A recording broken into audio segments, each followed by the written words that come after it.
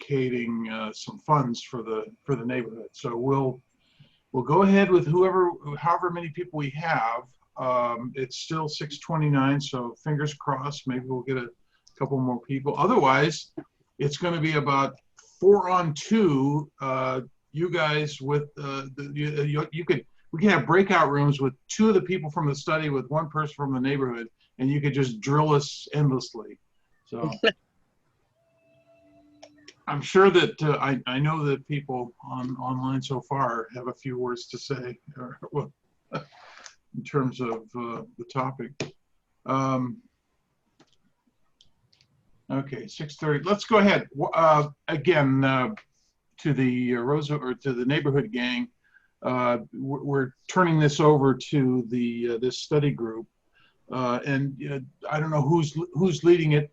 Go ahead. Why don't you introduce yourselves and what this is all about and what you're looking for from us tonight. Sure. I guess I can start off. My name is Ed Schreiner. I work for the city of San Jose. I'm in the planning department and have been for a little over 17 years now. Currently, I'm working on planning efforts that are associated with Climate Smart San Jose, which is our big, basically greenhouse gas reduction strategy for the city. So the focus of what I'm doing is looking at how we can try to reduce greenhouse gas emission and pollution coming from our transportation sector, which is kind of something that the city itself has not a whole lot of control over. So we're trying to explore whatever we can do in order to encourage people to not necessarily just be driving their personal cars by themselves to get everywhere, but to help people, whether it's access to transit, pedestrian or bike, or even, just encouraging carpools, car shares, things like that. So we're, exploring whatever we can do to kind of, shift momentum that way. So one of the big things we're looking at is updating the city's parking requirements and what do we call our transportation demand management requirements, which I know is sort of really a buzzword that we use, but basically it means any type of kind of strategies or programs that actually encourage people to use alternate modes of transportation other than just kind of single occupancy vehicle ridership. So as part of this study, we've got our 4 young friends here from Santa Clara University who are helping us out. They'll, I guess, basically take it over from me, but I'm here if you have any, questions for the city or the planning department. I'm happy to answer those. And I don't know, Jeff, if you could make one of the students a co-host, is that possible? That way they can, because I think they'd like to do screen sharing and things like that. So how do I do that? Let's see here. Click on participant, Jeff, click on participants. Yeah. And then click on one of them, and you should be able to make him a co-host. Oh, hang on. Okay. I don't see where to make him a co-host. I've allowed everybody to screen share. Okay, hopefully that should, as long as they can screen share, that should be that should be good enough. Does anyone want to try to see if they can screen share? I don't know which one go ahead. wants to. Yeah, sure. I can give that a shot. And again, just to emphasize, this is we started this. It's an informal neighborhood meeting. It's not associated with any organization or anything in particular. We started about a year ago, right around the beginning of the pandemic and the shelter in place. And at first we were doing it 5 nights a week because we just didn't know where it would go. And then we went to 1 day a week, and then we dropped off after a couple of months. And we just fired it up again last week was the first one. So there's no formality to this. Not part of the city or the anything. It's like a bunch of neighbors getting together, and whoever shows up, and we generally talk about whatever the heck's on our minds, which has been, COVID and all that. And so that's why we've given you it's normally a half hour, but we can go as long as anybody wants to go tonight. Giving you the time, just so you know. So this isn't any kind of formal thing. So. Yeah, thank you. Sure. Yeah, and thank you again for letting us kind of come in and ask some questions. We're really thankful and excited to be able to talk to. Okay, some hey people Cameron, about these issues. I just made you co-host, so. Oh, cool. Okay. See, you learned something new today, Jeff. Yeah. All right. Okay. I'll try to do a screen share. Okay. That should work. Is that working? Yep. Yeah, it sure is. Okay, we have our little kind of consent form here. If you'd like, you can feel free to read through the whole thing. I'm just going to reiterate a couple important points. It honestly goes along with what Jeff was saying a bit too, is that this is pretty informal, at least by way of, we really just want some input and anything you're willing to provide. It's all completely voluntary. If you don't want to answer any of the questions we may ask, that's totally fine. Yeah, so there's really no concerns there. It's all about your comfort levels. And yeah, we're really excited just to be able to get this community feedback. We hope that we can give it back to the city and hopefully make some good changes. Yeah, I guess, let's see, what else? Yeah, we will be taking down answers, but we're not going to be using any personal information or anything. It'll all remain anonymous. And Okay. I think those are probably the main points. Is it okay that I'm recording this? Because there's a couple of people that wanted to attend but couldn't, and they asked me to record it. So I guess if I'm just letting everybody know that we're recording this. That's great. Not yeah, that it's not gonna end up on CNN or anything, so no worries. Yeah, yeah, that's great for us as well. It'll be, yeah, that's all good. So yeah, thank you all again. Thank you. Okay. Take it away, however you want to go with this. Okay. We just want to start with some just like brief introductions, like if everyone could just say like your names and how long you've lived or worked in the current neighborhood. Do you want us all to speak or type it in chat, or how do you want to do it? If you could speak, that'd be great. Okay. I'm Jeff Levine. I've been here, I don't know, 25 plus years.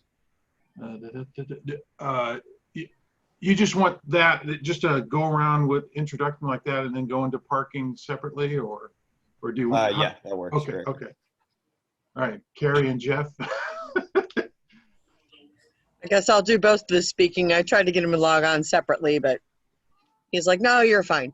I'm Carrie. I am in the neighborhood for about 10 years.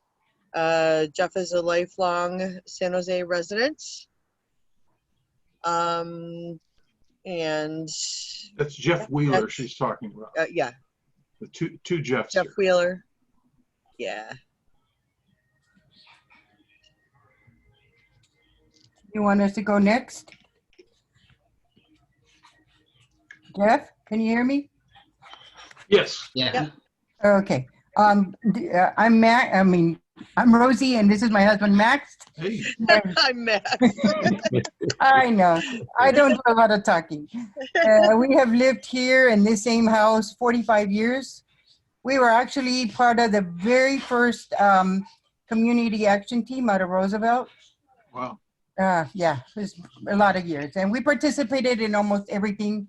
But our kids grew up and they moved on. And so there was no need for us to continue being involved until probably what, a couple of years now. And our concerns are now, of course, parking, as I'm disabled now. And, crime, burglaries are on the neighborhood. So I had to get involved again. I'm glad you guys are. Yeah. You might not say that later.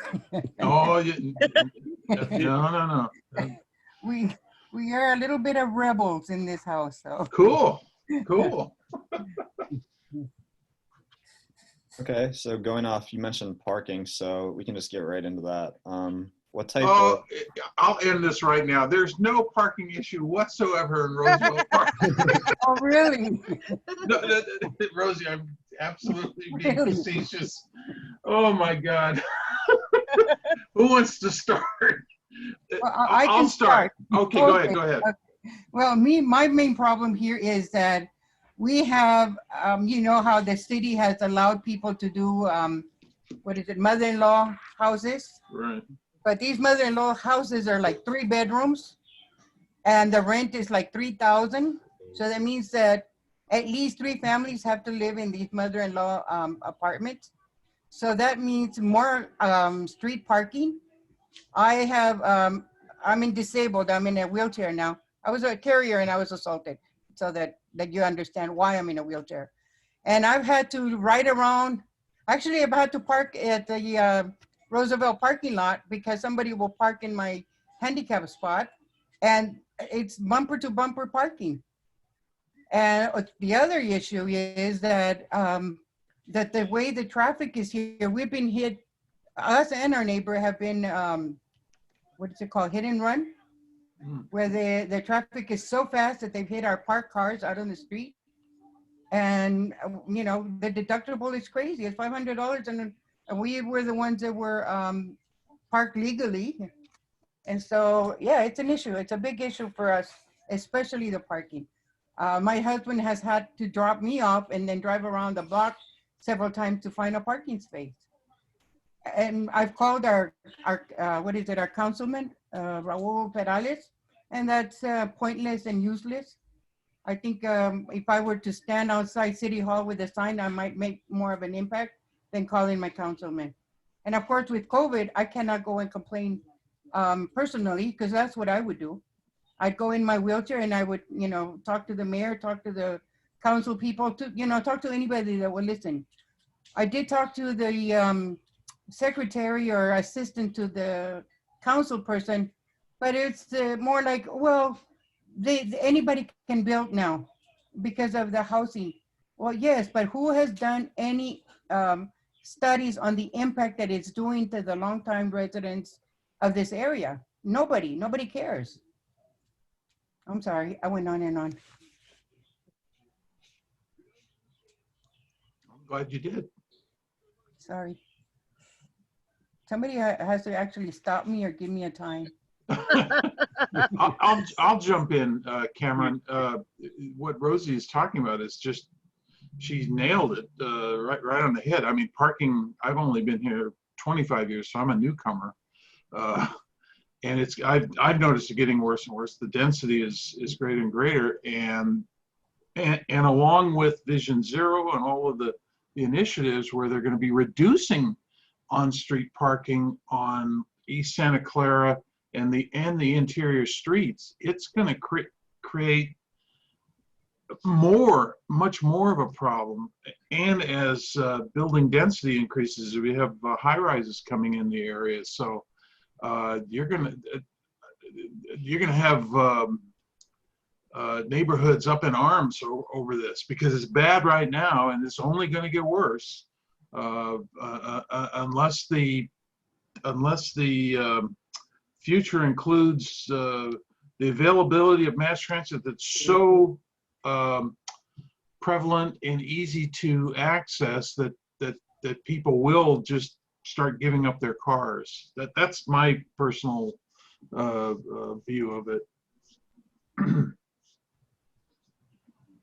Carrie? I'm going to let the typist finish catching up with you. Okay. And good job, by the way. Rosie, thank you. what you said is really just, it hits the nail on the head. I'm an odd case. I walk to work. I was commuting over the hill for several years, and it drove me crazy. And I said, I gotta figure out how to get a job here. And I wound up getting a job at City Hall, and now I walk to work. My problem is that I have one parking spot in front of my house. I don't think that's horrible. I think that's fine. But the parking is so, it's almost like people watch to see, oh, there's a spot, go get it. And so you actually have to protect a parking spot. On, say, the fourth Friday, your street is supposed to get swept. And so instead of walking to work, I drive to work. Well, I did before COVID, but I drive to work, and then I come home and I have no place to park. And I watch where these people that have parked on the street, I get it. It's, you know, catch as catch can. Yeah, hey, yay for you, you got a parking spot. And then I watch as they walk and walk and walk away, so far away, you know they don't live here. So the parking is so tight that even the people that live here are loath to move their cars because we're not going to have any place to park when we come home. I'm lucky. Mine's only once a month. Everybody here, especially someone like Rosie, has to deal with it every day, and it's too much. Let me jump in with how people, and you see it every day. If you drive up and down any of the interior streets, you'll see people putting out pylons to it's illegal, but they do it. And even code enforcement complaints, people continue to do it. They'll put the pylons out, or they'll put out trash cans to block off parking spaces. So it's this is probably one of the biggest hot buttons in all of the neighborhood issues in the downtown core, I would say, is parking. So can I interject something else too? We have cars here that are parked for weeks without moving. And so you call the, what is it, city ordinance about the having to move them every 72 hours. They don't listen. They laugh at you. You know, it's not an important issue having cars parked there for months in the same spot. It's supposed to be 72 hours, but it isn't. Because a lot of these houses, apartments have, I want to say maybe 4 or 5 families living in a 2-bedroom apartment that have 5 and 6 cars. Who do you complain to? Who do you go to? We are longtime residents. There's Kevin, there's Lucy, there's a Wiley. At least 6 of us that have been here for over 20 years in the same block. By the way, we live on South 20th, right? You know, almost in front of the Roosevelt, the second block away from Roosevelt. So, Rosie? Yes. I want to, and I'm sorry for who is ever taking notes, but I want to play, not devil's advocate, but I want to say, I think the regulations are flawed because, and again, I'm a unicorn in this whole scenario. I don't have to drive. But I have to park my car on the street. And if I had to move it every 72 hours, but I walk every day, what do I do with my car? What do? I come back to the same parking spot. So it's really not moved. You have to move it 1/10 of a mile, but there's no place to park it 1/10 of a mile. So even if I did what you're supposed to do, and every 3 days I drive around the block and there's no place to put my car, but the exact same spot in front of my house. There's right. There's something wrong with the regulations. Exactly, but we have to try to fix the problem, and to me the problem is these mother-in-law houses that are being built with no studies done behind that, as to Right. what kind of congestion they're going to cause on city streets or neighborhoods. I'm telling you, these are, a mother-in-law cottage should be a 1-bedroom.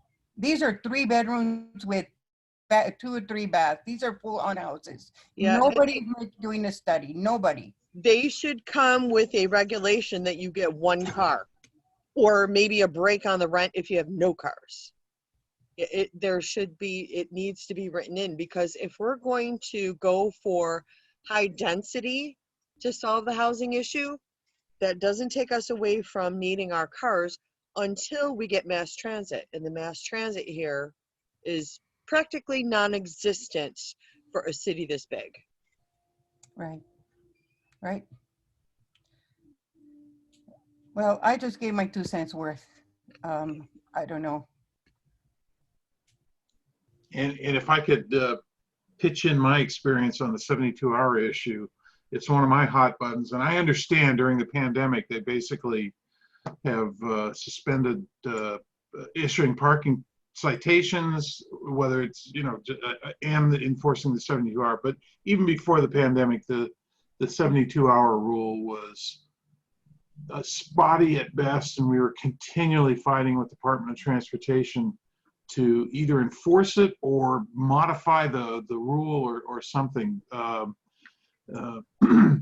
Because there's situations like Carrie talked about where it's her car, it's in front of her house, it's not an abandoned car, she's not living in it, and so that's one situation. But what we're constantly fighting is people just abandoning cars Right.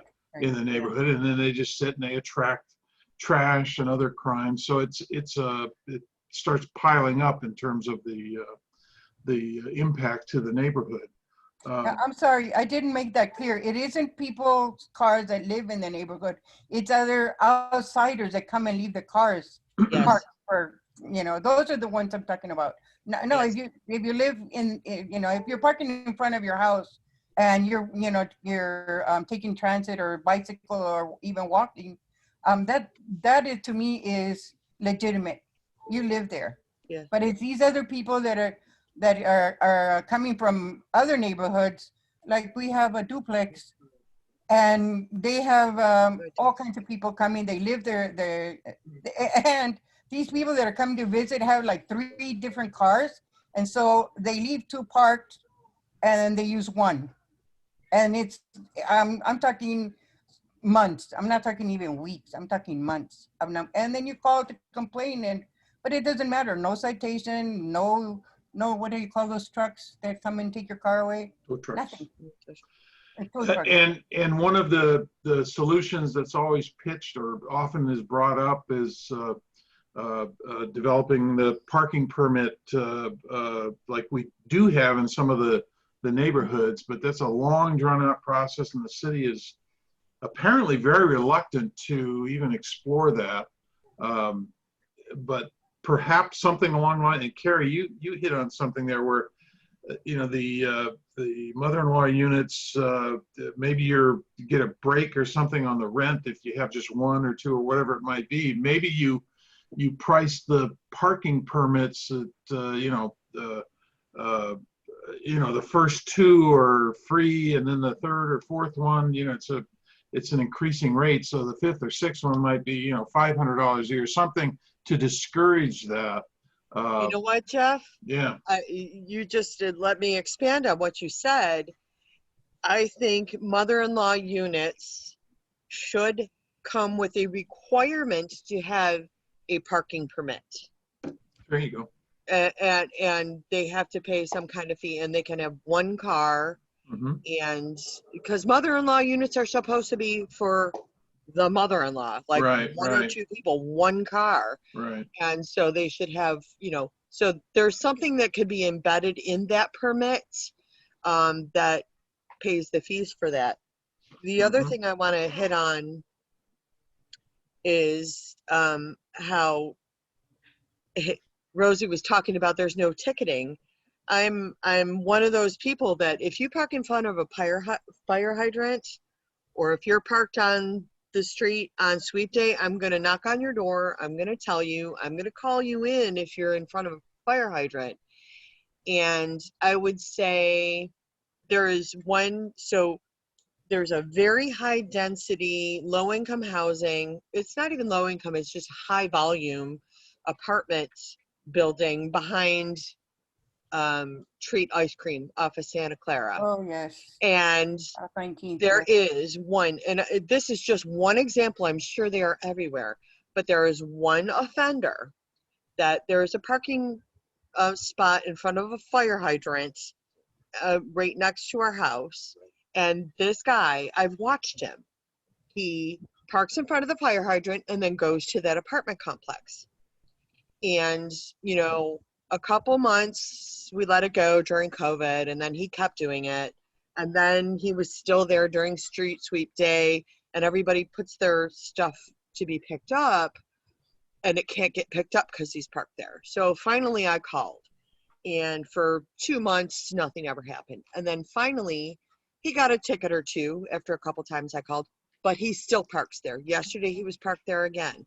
He just knows there's a parking spot there, and he knows chances are he's not going to get a ticket. Yeah. Even if someone calls him in, and I do every time because he's in front of a fire hydrant. But there's no repercussions for people that abuse the system. Mm-hmm.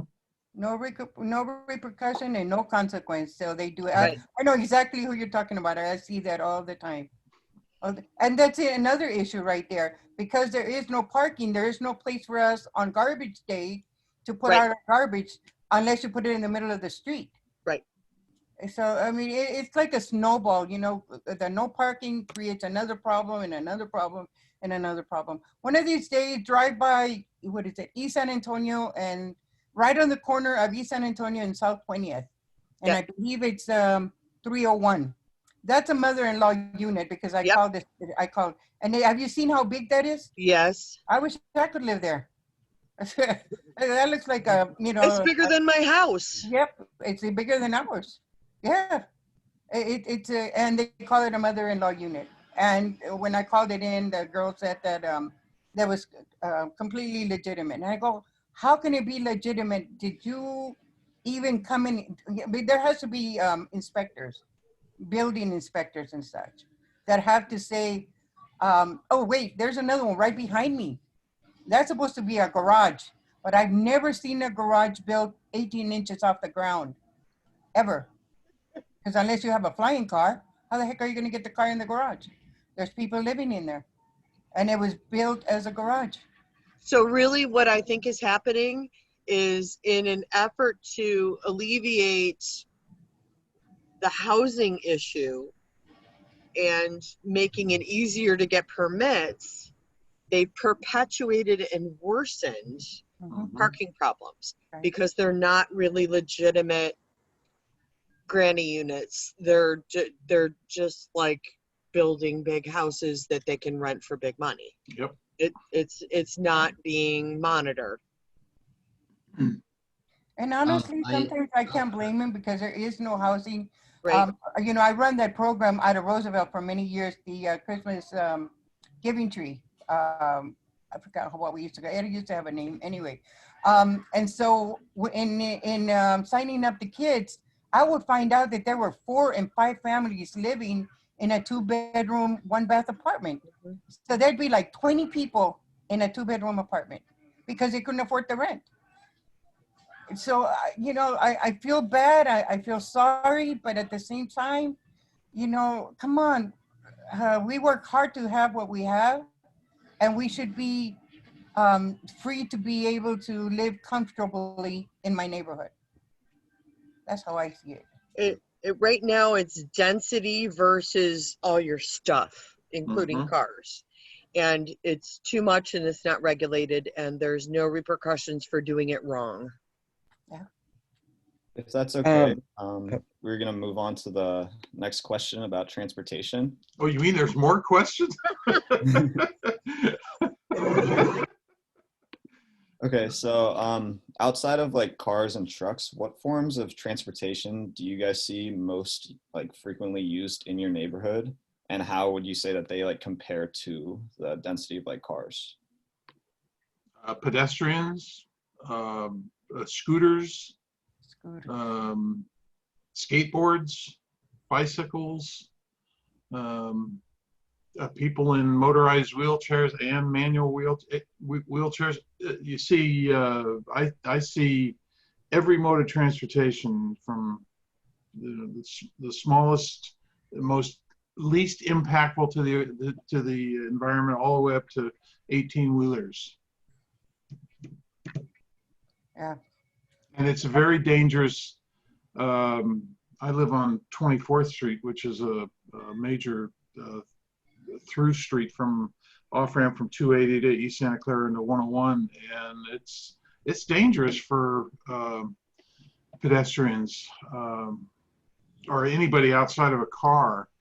So the danger that I see in my street is a lot of kids riding those motor scooter thingies that you pay for. yeah, But they ride like in the middle of the street, and I see cars flying by.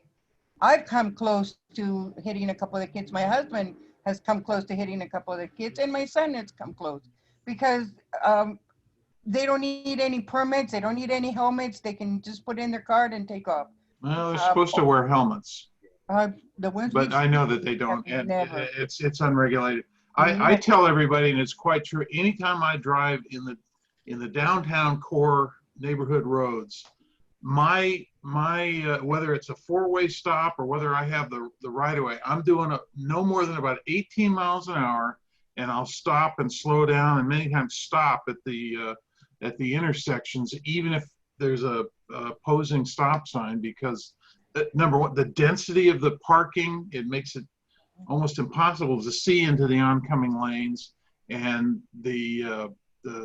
as I said, every mode of transit, people on foot, bicycle, everything just darting in and out, and cars, it's getting worse during the pandemic as far as the speeding cars. So it's quite dangerous for, if you're trying to do the right thing and get out of your car and walk or take the bike, it's getting more dangerous for you. I'm sure, Carrie, you've been the pandemic has kept you home, but I'm sure you have experiences, just walking to work, walking to City Hall from your home when you were still doing that. I still walk for exercise in the neighborhood, and I'll tell you, so my answer for this, the forms of transportation are walking and biking that I see most frequently. And as a form of transportation,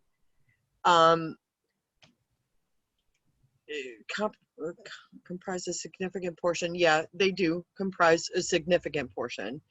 The issue is, and I know that the city is trying to address traffic calming, but the corridors through our neighborhood, East Santa Clara, East San Fernando, they're trying to do traffic calming things, but the issue is that people that are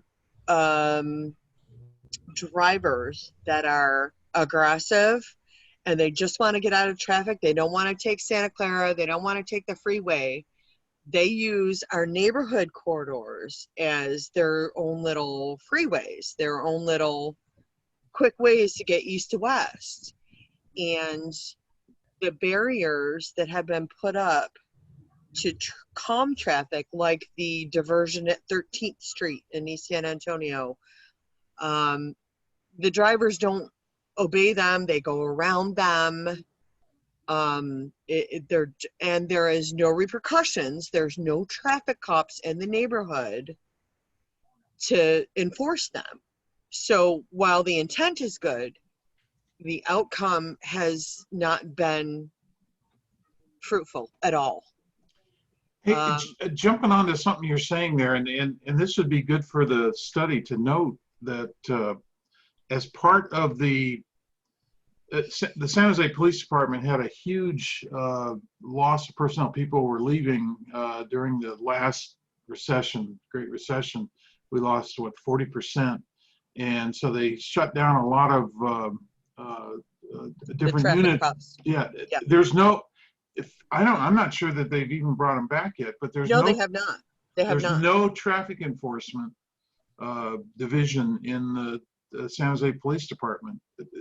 Essentially, in the city of San Jose, and now cops that are on the beat, I guess if they see you run a stop sign, they'll probably. Oh, hey, let give me you- tell you, I have almost been hit by a car with a cop at the intersection and nothing happened.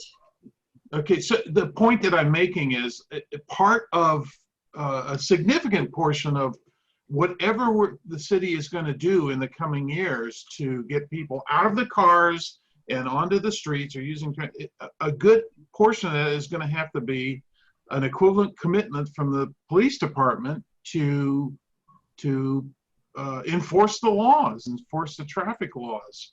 Otherwise, it's going to be it won't work. Nothing will happen.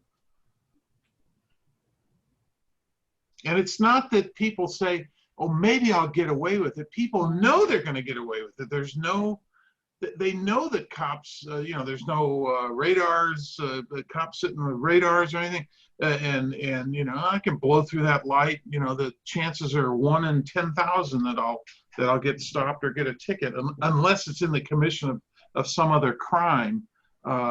Just the general. And so I see it over and over and over again that it's just it gets worse and worse and worse, and it's until there's the enforcement side of this. It'll be just a half-baked plan that won't work.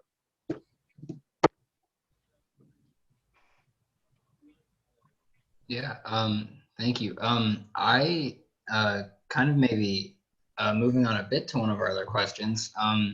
We've mentioned transportation a bit, and I'm just curious if you think that maybe, well, I guess first of all, the access to public transportation within your neighborhood, and if that access might be able to help some of these traffic problems if there was maybe better or more accessible public transportation. It's accessible. It's close by. There's bus routes and bus stops all along East Santa Clara and in the neighborhoods, but it's a question of the we're dependent on VTA. It's not controlled by the city. In terms of the routes and the density of the time of day that they operate. So the city is totally at the mercy of the VTA, and and Carrie said it earlier. I would imagine a city of the 10th largest city in the country, we probably have the worst mass transit system of all of them.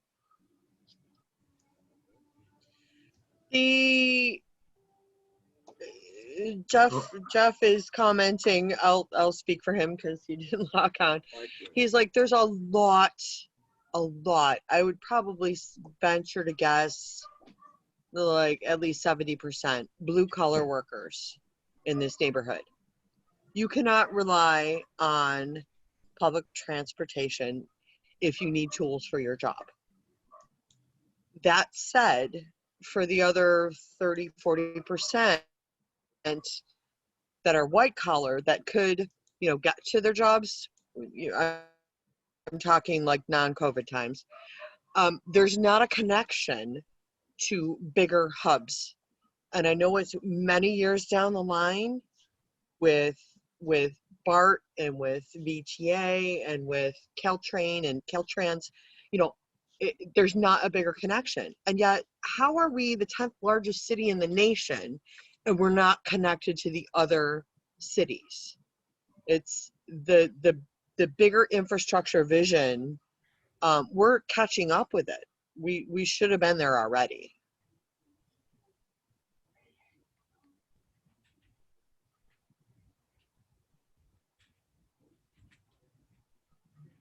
Okay, if we can move on from that then.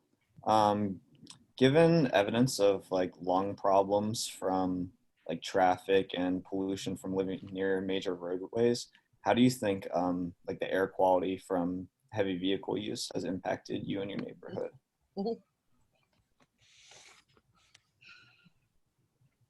I actually think the sidecar shows, from the lack of, traffic enforcement, is worse pollution that is unnecessary. There's just the joyriding, the speeding, the cars without, appropriate emission controls that are unchecked. And, I'm an old fart, and back in the day, the car sounded like that. You get pulled over because you were loud. Yeah. Or Now if they're you're in loud on purpose. or if you drive into Milpitas, this is interesting. One of our sister cities, they have very strict laws. Playing your radio loud or having the illegal exhaust sounds, you get nailed in Milpitas. But we don't bother with it here. I'll say something. I've become actually more aware of those air quality meters that are popping up all over the place. You can install them at your home, and it's a whole network. And I became more aware of this during the fires last year, and so I've been following it more. And so I can't speak in terms of years back or how we are overall, but it is. I just noticed just recently. There's no fires, there's nothing going on, there's no inversion layer. And somebody made a post on one of the social media platforms highlighting it seemed to be in the downtown corridor, the poorer areas had the higher readings, like, as far as pollution index.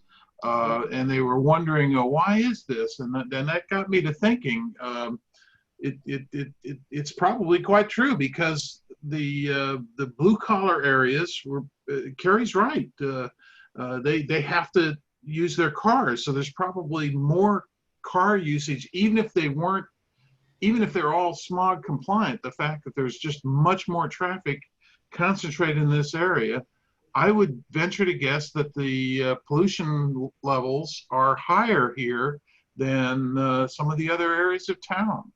And maybe it's not hazardous, although some of the readings I saw were borderline, where stay inside kind of readings. But that's something to consider too. I wonder if all the homeless that are along the Coyote Creek burning whatever has a lot to do with that too, because some smells, I don't know if they're cooking drugs or if they're cooking their dinner. Honestly, it is so foul. And we live, a block away from Coyote? And it is just, I don't know what the heck. So it's got to be affecting the atmosphere also. Yeah, one of the things they do, they burn they pull the wires and they burn the insulation off so they can get to the copper. Yeah. So maybe that has an impact on our air quality. Because I'm a chronic asthmatic, and I tell you, is many days when I can't even go outside. So cars exhaust, whatever it is that they're burning at the creek, and then Carrie, we're surrounded by people living in the creek. We have the one on Roosevelt, and then we have the one at Olinder. Yep. And it doesn't matter which way the wind's blowing, you're going to get one of them. Yep. Or both of them at the same time, yeah. Yeah.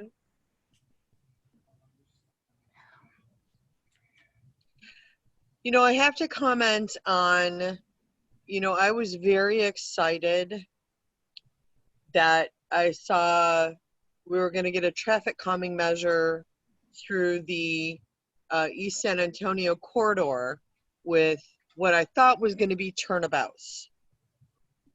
What they turned out to be, and they paved the street first, and these are bike boulevards. So I got excited for that, and that was almost 2 years now. And then they painted the street with the yellow lines that are curved, and I'm like, oh, good, we're gonna get a turnabout. And then the circle in the middle of the road came. The painting came first, And I thought we were going to get a, you know, a concrete barrier in the middle so people actually had to go around it. Mhm. What we got, have you seen it? Have you seen I what we have, got? yeah. They're just big traffic bumps. They're just big bumps. I haven't seen the bumps. I just see the painted circle. All they did was the like 2-inch high yellow painted bumps. Oh. And I get that that's traffic calming, and I get that that's, you know, what they're trying to do, but that's not a barrier. Those bumps are going to be gone in a couple of months. And, you know, the people that come into the showboaters that, you know, want to take their hot rod cars and do donuts in the middle of the street are going to take it as a challenge. Can I do it around these? Yeah. Because there's nothing to stop them. It's not even going to whack their alignment out of, you know, if they hit one. They're insignificant. In other words, they're useless. Pretty much. And what was the purpose of those? Just putting a circle there that you have to drive around? Is that I don't to know. slow It you was down, supposed to or? be yes, it was supposed to be traffic calming. And I can see, you know, people that, you know, might have been driving a little bit fast. They go, oh, I better slow down and figure this out. The speed demons are gonna go, hey, this ain't gonna stop me, and let me show you what I can do to this. Oh, no, I understand that. I just didn't understand. I still don't understand what the, or is it finished? Whatever it is that it? Yes. Then Take then a I walk. don't get it. Take a walk if you can. The corner of South 19th and East San Antonio. Oh, I drove through it just the other day. 20th, is it too? Are they done? 20th, 21st. So it's Yeah. all the way up East San Antonio, and they're just the bubble bumps. And I saw people just driving right over it. I went around it because I, you know, but I thought Because you're supposed to. But it's odd. Anyway, I don't want to waste. Yeah. It's not a deterrent. They tried. And Well, maybe this should be part of the discussion, because we brought this up with. Oh gosh. Oh, I know that study that was presented to the city council that you know, Department of Transportation is in charge of all, you know, basically all of these efforts, the initiatives, and the community outreach has been virtually zero. And so, as an example, springing whatever you do, if it's a traffic calming installation or change, the public needs to know about it. So what do I do with this? Or if you're blocking off lanes of traffic, do I drive over there, or is that, you know, there's nothing. They just put this stuff up, and I guess they rely on people to try to figure it out while they're driving, which is in and of itself is hazardous. But they would get more buy-in from the public if there was, you know, a real community outreach, you know, before, during, and after the implementation of these things, to at least explain why they're doing it. Even if they didn't reach out, Jeff, here's the thing. What they were trying to do is calm traffic. What they did was put in an affordable measure. The affordable measure is not a barrier to the most egregious of offenders. Right. It's actually possibly a challenge instead of being a deterrent. I want to sit on the bus stop with my camera on the corner and I want to see how the bus navigates this, because the bus is too wide to actually navigate what they put in. The bus cannot do it. It cannot do it. Because they put also a solid white line. It looked like they shrunk the size of the width of the lane. They did. Yeah. Anyway. And maybe the idea, because I do remember that part of the idea is is actually to discourage traffic on those stretches of road. That is one of the objectives of that. So you think, oh, I'm not going to bother with that. I'm going to go down, somewhere else, William Street or whatever. So Liam, Luke, Lauren, all of you guys, I would encourage you to, with this commentary that we're having, is to actually go and look, actually calm down and look at what the city tried to do to calm traffic down the East San Antonio corridor. And you look at it and it's pretty and you can figure out, oh, I see what they're trying to do. And then watch what traffic does. It doesn't slow anything down. It doesn't work. So you're finding that in practice, the measures for cars are kind of conflicting with that for public transport? Oh, absolutely, on East San Antonio corridor, because the bus can't abide. The bus cannot abide by what they were trying to do. Meanwhile, the traffic that needed calming is not being calmed. It's still racing right there. Yeah. Well, not only the city buses, but I know some of the delivery trucks like Pepsi, Coke, the Budweiser. These are all, if not semis, trying to make deliveries to the small mom and pop stores around their neighborhood. Yeah. And so if there's nowhere for them to pull over, so they literally stop in the middle of the street and we have to go around it. And if those bumps are there, I haven't been out of the house, so I don't know what it looks like out there. That's going to cause more of traffic hazard, I would assume.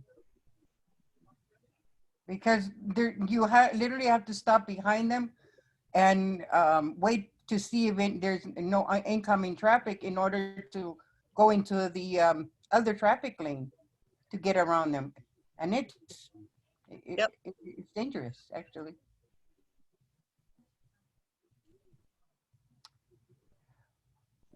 So what would, in your guys' opinion, would you say are the elements of commuting that create like the biggest financial burdens for you in your neighborhood? Say that again? Yes. Like which elements of transportation commuting in San Jose would create the biggest like cost or financial burdens for you in your neighborhood? I'm not understanding the question. No, I understand the question. I don't think there's a cost or a financial burden to the residents. It's mostly a convenience and safety burden. The cost burden would be, it's not a cost to the city. The city is missing out on making, creating funds for violators. Mm-hmm.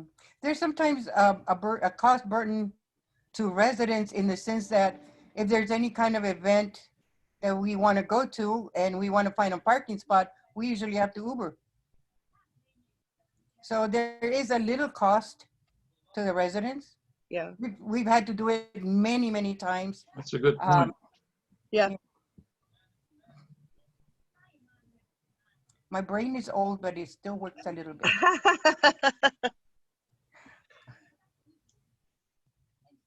Yeah, we've had to do that many times. I had a question earlier. I think we talked about the idea of residential parking permits. I just wanted to clarify, those, or you all do not have access to those in your neighborhood? No. Okay. I would love it. And the Yeah, city I guess. The city is very reluctant to Okay. to add any more neighborhoods to that. Mm-hmm. So in terms of, I guess, costs, going off that other question, that's something that you all would be willing to get on board with, I guess. I'd be willing to explore it, yeah, as an option to help manage the parking problems, yeah. So here's the Negley Park has university has parking permits, and it's because of the university, obviously, and they thought that was going to be a parking impact. And right now it's weird times, so we don't know whether it's effective or not. Apparently it is, because it's been in place forever. But it's only a couple blocks away. Our whole entire neighborhood is surrounded by places that have parking permits. There's the one downtown, Horace Mann, and University. Lowell. And they have an entity that drives their need for a parking permit. And so that's probably why, I'm guessing that's why this city is like, okay, yes. We don't have an entity, but we have a need. And I don't think it's fair that we have a need, but we're not recognized for the need because we don't have a destination. Just because we don't have a destination that people might want to come to doesn't mean we don't have a need. True. Well, I know that we have a lot of San Jose State students that have to park on our street. Yep. The South 20th, and also someone on East San Antonio. So we do have the need, but nobody has taken the time to do a study, or maybe there's no funds. I would love that. Rosie, there you go. There's your study. So we have at least, prior to COVID, we had at least 2 regular students that parked in front of our house, on our street, and I would walk behind them to work to get to City Hall and see where they went. And I knew they were university students parking here on 19th Street. Wow. To get to the university on 10th Street because they didn't have to buy a permit. And they'd get on their scooter, or they'd walk, or they'd get on their bike out of their car. So they'd park in our neighborhood because it was close enough. It was close enough. So there's your, how do I commute? Here's my logical commute for a university student that doesn't have money. I'm going to park in the neighborhood that doesn't charge to park. And then I'm going to, walk or bike or take a scooter to school. And so we are a part of the destination. And just think about when BART's coming through here. Again, as bad as the parking is now, it'll just be untenable. If it's just left to go the way it is. You will, a parking spot will be more valuable than the real estate that it sits in front of. Well, the thing with BART is they create parking spots for their ridership at a better percentage than we do with our housing. Yeah, and I know, but here's the thing: you're going to have, again, with it over off 28th Street. Yeah, there'll be a parking lot there, but I guarantee you, because I've seen, you can look at every other BART station all around the peninsula, and it happens every single time. If they don't control the parking outside of the BART parking lot, the people will use the street parking around there unless they put restrictions on it. So that's why we got to push the permit. Right. Right. I was just going to make a comment on the student parking. You know that they can walk 1 block over to East Santa Clara by the Chaparral. They have bikes there, and they have scooters, I believe, and also 1 block towards Williams, right on 19th. They have those, I don't know, what is it, 15 cents a mile? Yeah. So, yeah, it's cheaper to rent one of those for $1 and get to school on one of those scooters. Yeah, but cheaper, here's the thing, is we have to learn how to appeal to those students. It's cheaper to do that, but it's not more convenient for them. They'd rather take their car, park it here in our neighborhood, and ride their own bike than to park it at William and run a 19 cents a mile, go bike to go to the university. We're not appealing to the right crowd. Yeah. So I think that finishes up all the major questions we had for you guys. I just want to say thank you you gave us a lot of great information that we'll definitely use to try to help out transportation and parking in your neighborhood. And we just want to know if you guys have any questions with us before we wrap up. Did you know what you were getting into? Did you know how vocal we were going to be? And just a few of us. And these were No, just our pop. I would like to hear from a couple of you why you're doing what you're doing.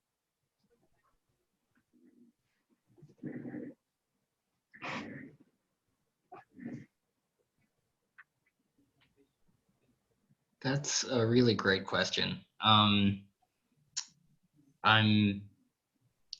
think it definitely got brought up that we were students. We're all university students, just to further specify, and we're all in the environmental studies and sciences department. And this is, as you probably guess, a project relating to urban planning. And so I think, at least for me personally, I'm currently not out there. I'm in Denver at home. But it's just, I think I've just kind of seen a lot of these trends, just being kind of tangential to San Jose, as we're Santa Clara students. And then here in Denver, where I'm from, just seeing the growth and just kind of the disproportionate nature of how these cities are growing and moving, and really trying to get to the bottom of why these things are happening, and hopefully being able to actually help out and make a difference for some of these issues that you all brought up, I guess would be broadly my answer. Yeah, going off Cameron, I kind of noticed some of the same things. I'm from the East Coast and right around like Washington, D.C., where like public transportation is, in my opinion, like done very well. It makes a lot more sense. Oh yeah. So, like coming out here and kind of noticing like the problems here that a lot of other cities don't really deal with, I feel like it just needs to be addressed. So, I- I'm sorry. Go ahead. So, is your results of this conversation of this topic, is it going to get back to our city mayor, our city council, our city environmental organization, or is it just a study for you to get a grade? We're gonna send it to Ed and some other people in the city. I don't know whether it will get to the mayor himself, but we're giving it to the Department of Planning at least. And answering Carrie's question, the reason I got interested in it is because I think that transportation is something that affects people a lot. A lot of people spend a lot of time in transportation, and oftentimes it could be done a lot better, and it doesn't really get a lot of attention. And I feel like ideally that would be changed. Yeah, so going back to Rosie's question, the like goal of our project is to like formulate recommendations to the city about like transportation policy and parking based on like the results that we get. So hopefully we will see actual differences from our project, but obviously we can't like tell what exactly the city's going to do.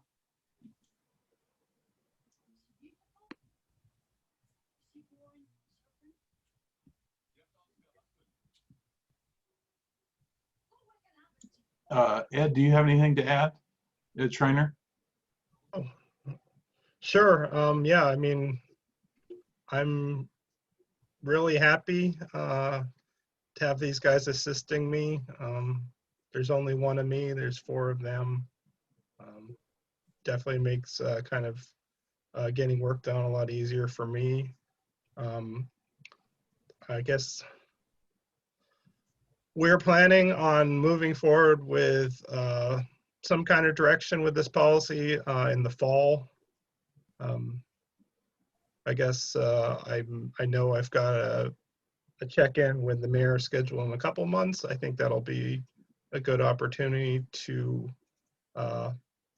discuss, some of what you guys are talking about, some of what's going to come out of their research.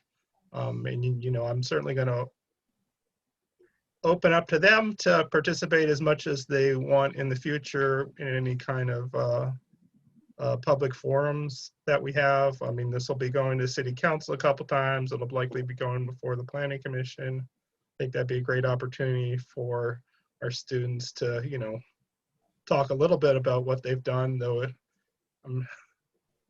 depending on the timing of it, they may or may not be able to participate. Hey, Ed. Sure. Whoops. Oh, we lost her. Oops. Apparently speaking my name was enough to get her booted off of I didn't Zoom. do it. I didn't do it.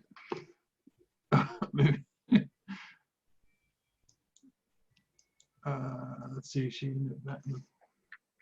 No, nobody in the waiting room.